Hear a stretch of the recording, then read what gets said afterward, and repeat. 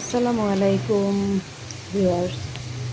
গরু মাংস রান্না করব, গরু মাংস ভুনা। তো আমার গরু মাংস রান্নার বহুত রকম রেসিপি আমার এই চ্যানেলে আছে। বিশেষ করে আমার আম্মার কাছ থেকে শেখা যে রান্নাগুলা, ওই রান্নাগুলাই কিন্তু আমি এখানে শেয়ার করে থাকি। আমার আম্মার কাছ থেকে আমি ছোটোবেলা থেকেই কিন্তু আমার আম্মা অনেক সুন্দর রান্না করতেন। বলতে গেলে আমার আম্মার হাতের রান্না আলহামদুলিল্লাহ সবাই খুব পছন্দ করছে। তো আমিও সেইভাবেই শিখেছি আমার কাছে থেকে থেকে। যাই হোক, এখানে সব রকম মশলা দিচ্ছি।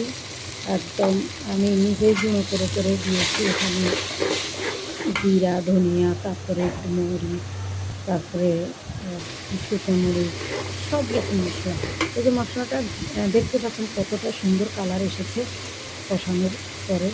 তো কষানো মশলা খুব ভালোভাবে কষিয়ে নিয়ে আমি মাংস দিয়ে দিয়েছি। আর মাংসটাকেও আমি খুব ভালোভাবে অনেকক্ষণ অনেক সময় নিয়ে কিন্তু কষাতে হবে। আমি এই দিয়ে পর্যায়ে দিচ্ছি এসে আদা দিচ্ছি। এবং এখন দিয়ে দেবো রসুন। আমি যথেষ্ট পরিমাণ আদা দিব। রসুন এবং আদা বাটা আমার দিয়ে যে দেবো। পরিমাণ লাগবে ঠিক সেই পরিমাণ আদা এটা দিচ্ছি, খুব রসুন বাটা। ভালোভাবে কষানো। আর গরুর মাংসটা খুব বেশি করে কষাতে হয় জানেন। এটা আমি এই পর্যায়ে আজকে মশলাটা দিলে আমার পূর্ণভাবে রান্না করতেছি। টেস্ট কেন জানি অনেকটাই বেড়ে যায়। আর আমার কাছে একটু মনে হয়েছে আমার মনে হয়েছে একটুখানি হলুদ লাগবে, তাই আমি সামান্য একটুখানি হলুদের গুঁড়া দিয়েছি। আপনারাও চাইলে পরিমাণ মতো যখন হয়ে যাবে তখন আর দিতে হবে না। এটা আমি অপশনালে করে দিয়েছি। এখন দেখেন আমার গরু মাংসের কালারটা কতটা সুন্দর হয়েছে। যাক আলহামদুলিল্লাহ, আমার রান্নাটা যতটা না সুন্দর খেতে, তার থেকে অনেক গুণে বেশি সুন্দর।